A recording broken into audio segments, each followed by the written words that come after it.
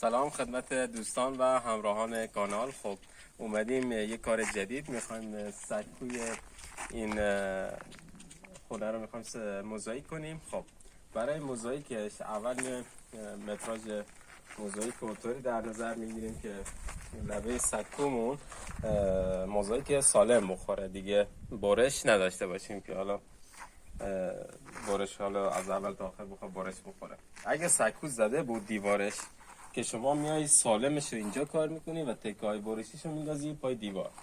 خب اینجا دیواره سکو کار نشده، خودمون میخوایم کار کنیم و دستمون بازه. یه جوری میتونیم الان متر گرفتم که دقیقاً تا این لبه موزاییک سالم بخوره و برش نداشته باشیم. و خب اولین کاری که کردیم اومدیم اینجا یه شلنگتراز انداختیم. خب اینجا نخ مواظب باش. خب یه شلنگتراز انداختیم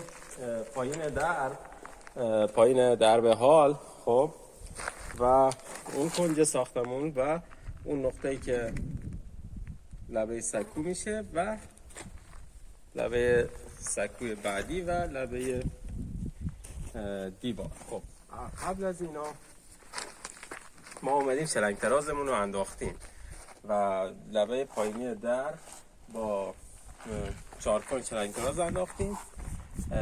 قطر موزاییک ما 3 سانت است. 3 سانت هم ملات خورش میشه 6 سانت.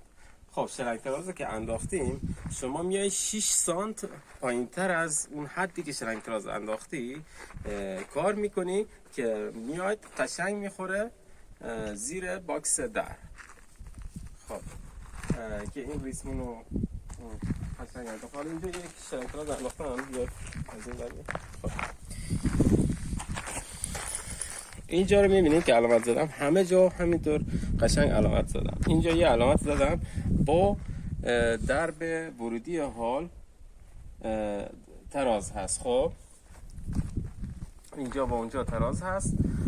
قطر موزاییک ما 3 سانت هست و 3 سانت عملات خورد داره. پس ما اومدیم 6 سانت پایین تر گرفتیم که پایین تر 6 سانت پایین تر دیوارش رو کار کنیم، مخلوطش رو پر کنیم و کف سازی کنیم 6 سانت پایین تر که موزاییک و ملاتمون میاد قشنگ میخوره زیر باکس در. خب دوستان، نکته‌ای که حائز اهمیت هست این است که شما وقتی میخوای ریسمونت رو بکشی و میخوای دیوارچینی این سکو رو مثلا انجام بدیم، قشنگ گونیا بریم. یعنی از این سمت که اومدیم پیکسل صاف مساویس با همون دیوار خونه و میخوایم بریم به این سمت.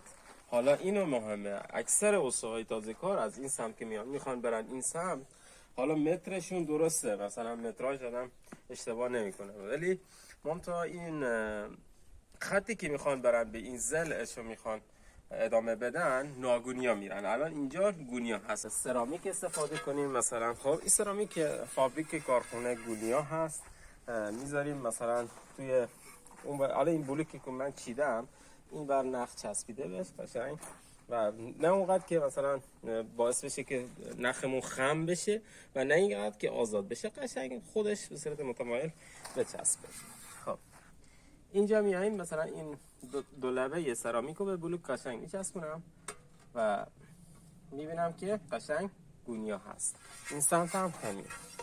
شما میای آره سمت میگیرم باز بهتره. دو لبه سرامیک رو میچسبونه به بلوک و میبینید که مساوی با خط در میاد. حالا نزدیک بگید میبینید این میشه گونیا. خب چسبیده به بلوک و مساوی با خطی که رفتیم. خب این گونیا هست و از روش بعدی که میشه استفاده کرد، حالا متر رو بیارم. خب این سکویی که میخوایم کار کنیم سکو مستطیل هست و برای گونیاش از این یک سرامیک یا موزاییک میتونید تو کنج استفاده کنید. متوجه میشین که کجاش ناگونیا هست، با اون سمت تطابق بدیم و گونیا کنیم و این سکویی که ما داریم دقیقا مستطیل هست. خب این مستطیل هست.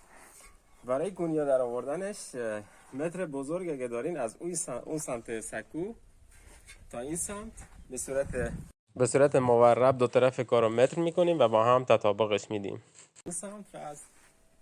این سمت وتر دوم کار هم متر میکنیم.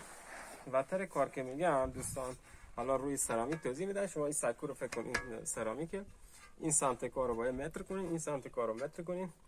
این وتر با این وتر مساوی در اومد، کار شما گونیا هست و متراژ اینجاها که باید درست باشه.